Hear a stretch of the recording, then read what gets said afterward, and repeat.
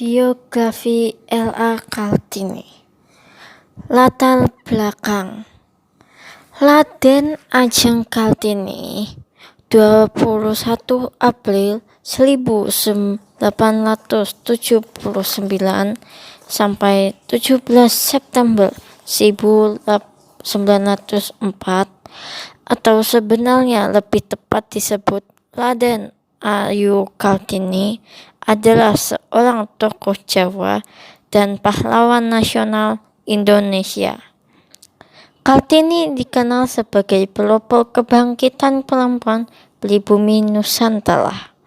Lahir 21 April 1879, Jepara, Hindia Belanda, sekarang Indonesia.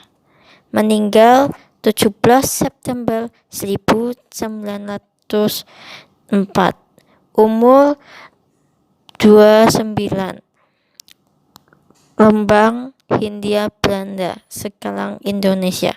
Nama lain Raden Ayu Kartini, dikenal atas emansipasi wanita. Suami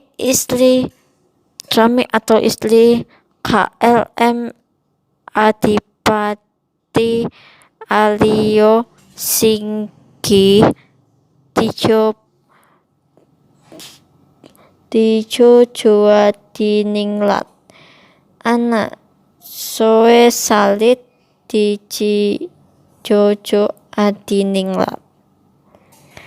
Biografi Raden Ajeng Kartini berasal dari kalangan priai atau kelas bangsawan Jawa.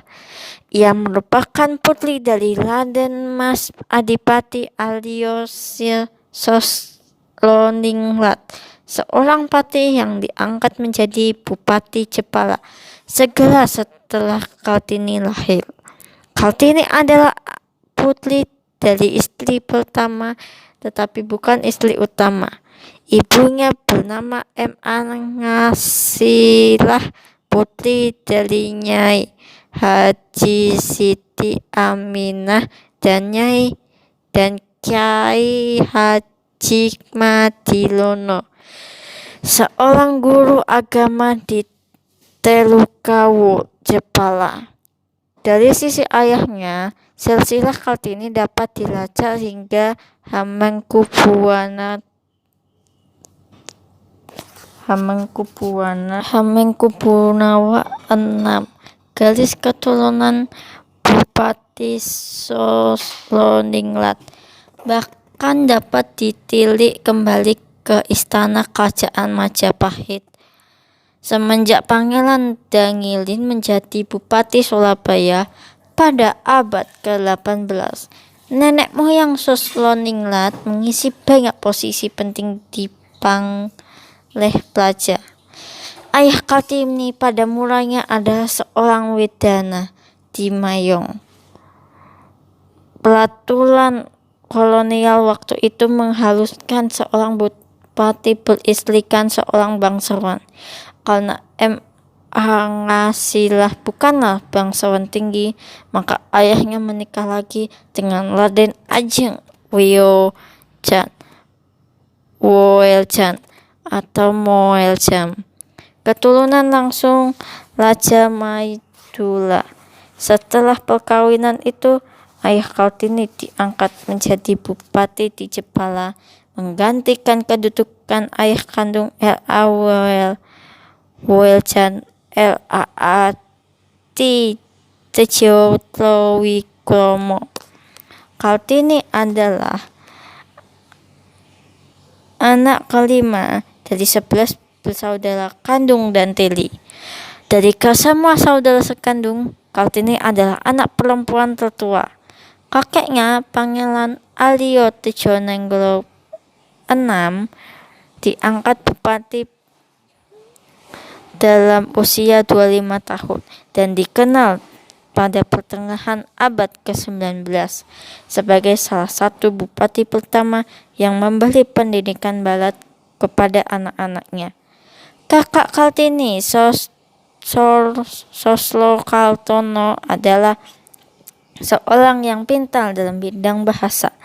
Sampai usia 12 tahun, Kartini diperbolehkan bersekolah di Europese Lagere School ELS. Di sini antara lain Kartini belajar bahasa Belanda. Namun setelah 12 tahun, ia harus tinggal di rumah karena sudah bisa dipingit.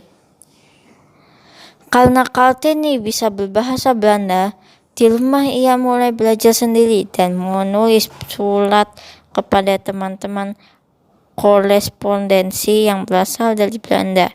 Salah satunya adalah Rosa Abendanon yang banyak mendukungnya. Dari buku-buku, koran, dan majalah Eropa, Kartini tertarik pada kemajuan berpikir perempuan Eropa. Timbul keinginannya untuk memajukan perempuan pribumi karena ia melihat bahwa perempuan pribumi berada pada status sosial yang rendah. Kartini banyak membaca surat kabar Semarang, The Lokomotif, yang diasuh Pieter Broshoff. Ia juga menerima Klestlomel, paket majalah yang diedarkan toko buku kepada langganan. Di antaranya terdapat majalah kebudayaan dan ilmu pengetahuan yang cukup berat. Juga ada majalah wanita Belanda De Hollandse Liele.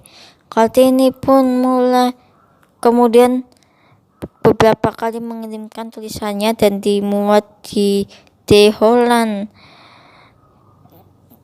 Liele. Dari surat-suratnya tampak Kartini membaca apa saja yang penuh perhatian sambil membuat catatan-catatan. Kadang-kadang Kartini menyebut salah satu kalangan atau mengutip beberapa kalimat. Perhatiannya tidak hanya semata-mata soal emansipasi wanita, tetapi juga masalah sosial umum. Kartini melihat perjuangan wanita agar memperoleh kebebasan, otonomi, dan persamaan hukum sebagai bagian dari gerakan yang lebih luas.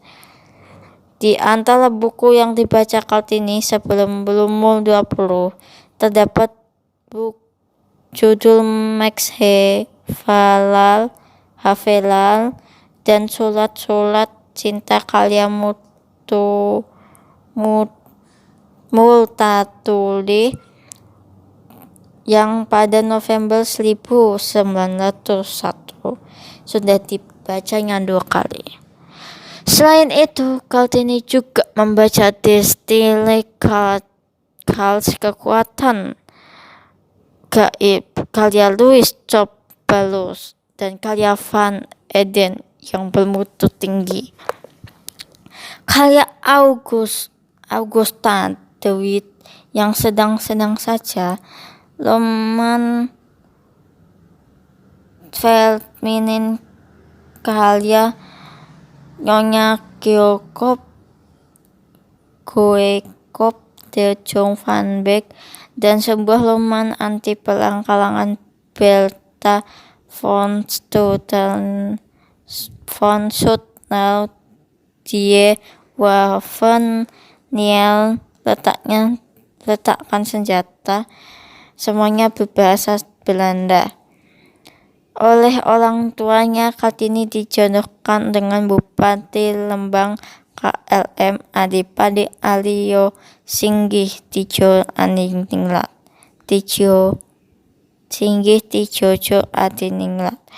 yang sudah pernah memiliki 3 istri. Kartini menikah pada tanggal 12 November 1903.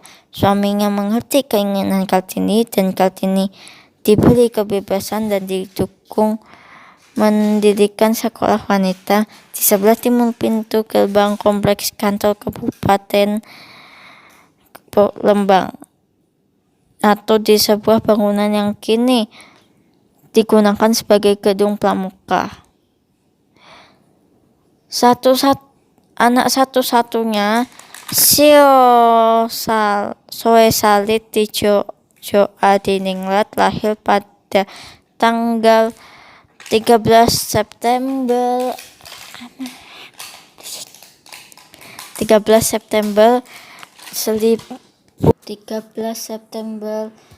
1904. Beberapa hari kemudian, 17 September 1904, Kartini meninggal pada usia 25 tahun. Kartini dimakamkan di Desa Bulu, Kecamatan Bulu, Lembang. Berkat kegigihan Kartini, belakangan didirikan sekolah wanita oleh Yayasan Kartini di Semarang pada 1912 dan kemudian di Surabaya, Yogyakarta, Malang, Madiun, Cirebon, dan daerah lainnya. Nama sekolah tersebut adalah Sekolah Kartini. Yayasan Kartini ini didirikan oleh keluarga Van Deventer, seorang tokoh politik etis. Meski tidak sempat berbuat banyak untuk kemajuan bangsa dan tanah air, Kartini mengemukakan ide-ide pembaruan masyarakat yang melampaui zamannya melalui surat-suratnya yang bersejarah.